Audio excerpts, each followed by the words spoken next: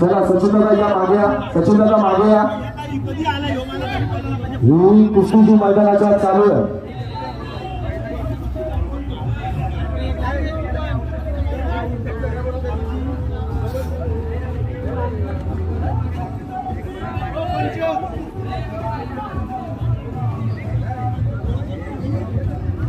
हे आखाड्याच्या चालू असलेल्या कुस्ती करता सम्राट सावंत यांच्याकडनं 500 रुपयांचं पारितोषिक वाढलेलं आहे।